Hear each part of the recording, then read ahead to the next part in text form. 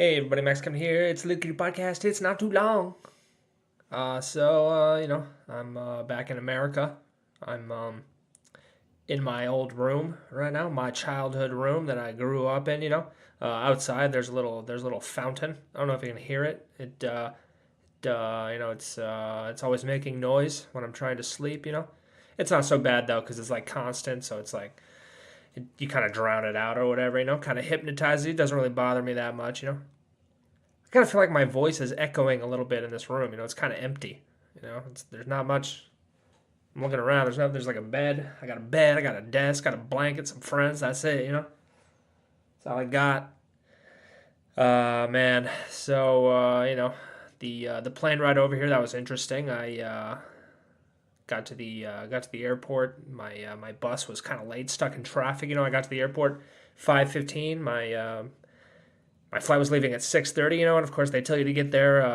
Tell you to get to international flights 3 hours early. Have you heard this? People say that sometimes. They're like, "Oh, you better get there. You better get there 3 hours early. You got to check in your baggage. You got to go through security. What if there's a line? They're gonna pat you down. They're gonna swipe your balls for bomb residue. Maybe you were making a bomb and you rubbed the C4 on your balls just to before you hooked it up, just so when it explodes, you'd be like, yeah, I killed a bunch of people with my ball sweat, So that's why they check your balls at the TSA there, the security at the airport.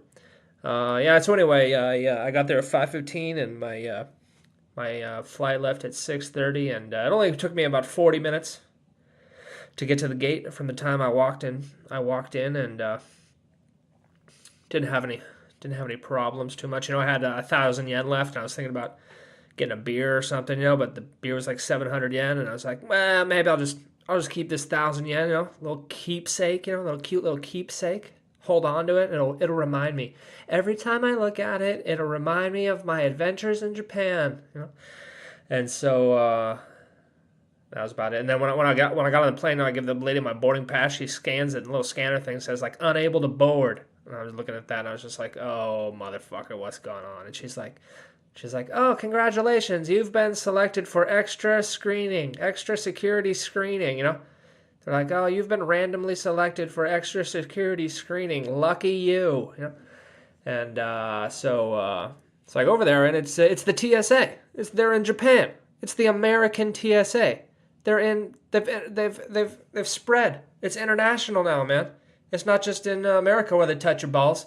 They're in other airports. Right before, if you get on any flights going to America, the goddamn TSA's there, man. I mean, they weren't touching any balls. They were just wiping for bombs, They're wiping everybody's keyboards. They wanted pretty much every person to take out their computer from their backpack, and they wiped all the keyboards with the bomb residue, So if you guys I don't know if any of you listeners are terrorists, but if you are, don't touch your computer.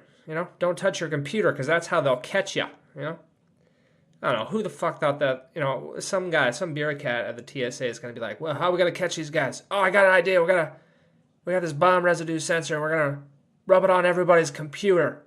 That'll be, it won't hassle anybody, and we'll catch the terrorists that way. Just, I don't know what the fuck they were thinking, but God, it's got him pain in the ass, My backpack was all packed. I had a bunch of fragile stuff in there. I got like some computer parts and like some pottery. I had some clay pottery in there, And it was a pain in the ass to get my computer out. The lady made me take off my shoes. She was searching. She put her hands inside my shoes, like deep inside. She was like going down deep in my shoes, all the way to the toes. She put her hands in there. It's like, come on, lady. I mean, if that was, if you were a doctor, that would be a cavity search, with my shoes, you sexually assaulted my shoes. Anyway, they didn't find anything. I guess I passed the test. Turns out I'm not a terrorist, So I got on the plane, right? Then we get on the plane, and I paid extra for this, for more leg room, You know how the seats on the airplanes right in front of the emergency exit, they got like an empty row there. So like if you get that chair, you can stretch your legs out completely. I'm pretty tall, I'm 6'1", 185 centimeters, So life sucks on the plane for me, So I got that extra, paid an extra seat. My ticket was only $350, but I paid an extra $100 just for the leg room. Because I figured if I had that leg room, I could put my legs out all the way and I could go to sleep. And because I could never sleep on planes. And so then I get to my seat, and then there's a wall in front of it. There, it's it's at the very beginning where usually the emergency exit is, but there's a wall. They placed a wall, a wall that does nothing. It's just like a piece of plastic. It's like a plastic wall separating the business class from the economy class. And that's all it does. That's its only purpose, is to act as a barrier to separate the classes. The goddamn class barriers. Those goddamn 1%. They don't want us to work our way up.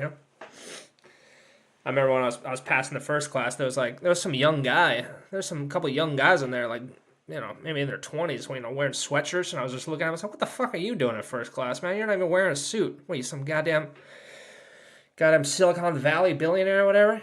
Goddamn asshole, I kind of hate younger people that have more money than me. That's kind of something I don't like, I mean, imagine if you met some high school kid and he just had a lot more money than you.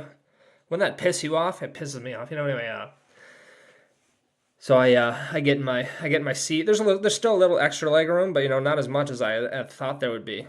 For I paid the $100, man. Anyway, so there's some guy sitting in the middle and some other guy in the aisle seat.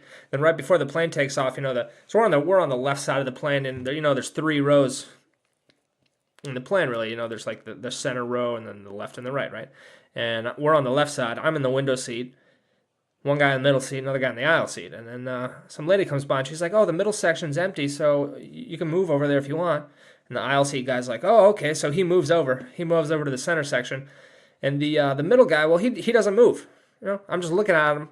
It's like, "All right, dude, this is where you stand up and move to the aisle seat. What are you doing? Why are you still sitting there? Why are you still sitting in the middle? Our elbows touched a couple times already. Maybe you should get up. Maybe just get up and go to that aisle seat." And he doesn't do it. He just sits there. He closes his eyes, puts his head back, and relaxes like he's going to sleep. And I'm looking at him like, what the fuck are you doing, man? I mean, I'd move to the aisle. You want the window? I mean, I move the aisle, but that'd be no point because you're still in the middle. What are you doing? What are you doing, man?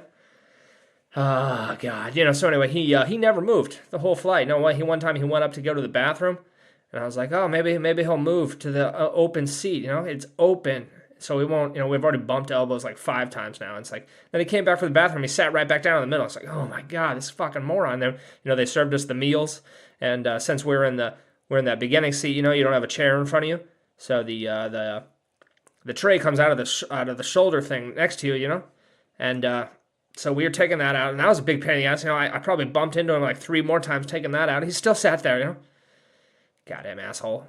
And he was taking all the elbow room on the armrest. What a jerk, Goddamn Japanese people. I don't know.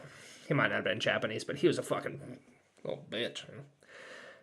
So anyway, I got off the airplane, and Mommy was 2 hours late to pick me up. No big deal.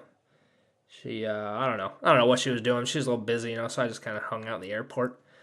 And I was just like, "Oh, man, everybody's fat around here, man. America full of fat people. Jeez, man. Japanese people are skinny here, And, then I went to my brother's house, and we had a cute little dinner, and we opened presents, and it was a cute little Christmas. It was a wonderful time. Remember, I'm going to have a lot of good memories of my Christmas with my family, and then I came home, and, that was yesterday.